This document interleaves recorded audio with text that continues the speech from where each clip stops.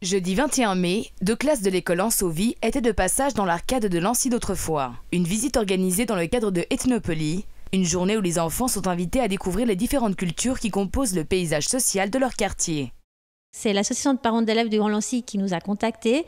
Et malgré le fait que nous soyons une association indigène quelque part, puisqu'on est d'ici, de Lancy, c'était très intéressant quand même pour les élèves d'apprendre comment était Lancy il y a 50, il y a 100, il y a 150 ans. Et ça leur a paru très très exotique, puisque Lancy n'était pas urbanisé, puisque Lancy était en fait la campagne, était agricole. Donc ça a énormément changé, ça a énormément évolué. Donc ça leur a semblé aussi exotique que de représenter la Moldavie, le Kosovo ou le Sénégal. Et donc, Lancy d'autrefois, c'était comment ? Ce qu'ils aiment beaucoup, les enfants, c'est quand on leur parle d'animaux. Donc le fait de savoir qu'il y avait des vaches qui traversaient le village du Grand Lancy en toute liberté, qu'il y avait des fermes, qu'il y avait des chevaux, tout cela leur parle beaucoup toujours. Le fait aussi qu'au 19e siècle, il y avait encore des loups à Lancy, qu'il y avait cette crainte-là par rapport à la population. Lorsqu'on leur a parlé que quand Charles Pictet de Rochemont s'est établi à Lancy, les gens pensaient qu'il était un peu foufou parce que comme il y avait encore des loups et qu'il s'installait avec toute sa marmaille, c'est vrai que ça semblait un petit peu décalé. Et ça, ils ont bien retenu, les enfants, l'histoire des loups. Ça les a beaucoup impressionnés qu'il pouvait y avoir des loups à Lancy. Mais il n'y a pas que cette histoire de loup qui a surpris.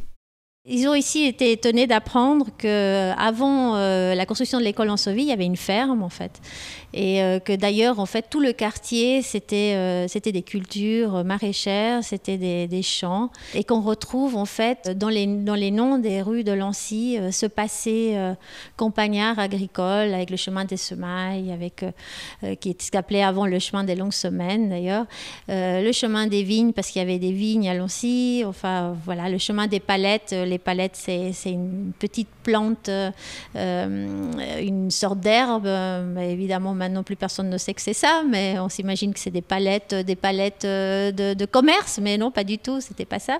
Alors voilà, donc c'était très intéressant à ce niveau-là de les transporter dans ce qu'on a appelé la machine à voyager dans le temps. Pour illustrer ce Lancy rural, c'est l'histoire de la venue du politicien Charles Pictet de Rochemont qui a été racontée aux écoliers. Il a fait venir des moutons et il les a fait se multiplier. Il les tondait, récupérait la laine pour en faire des châles. Donc il a pu donner du travail à des dames qui étaient de Lancy et des personnes qui étaient dans le village ou dans la région. Il a apporté en fait énormément de choses positives à Lancy.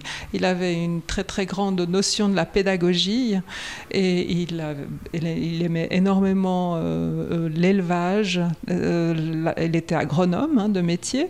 Il est devenu ensuite diplomate. Donc l'élevage des moutons, le tissage de la laine, les châles de Lancy, tout le monde en a entendu parler.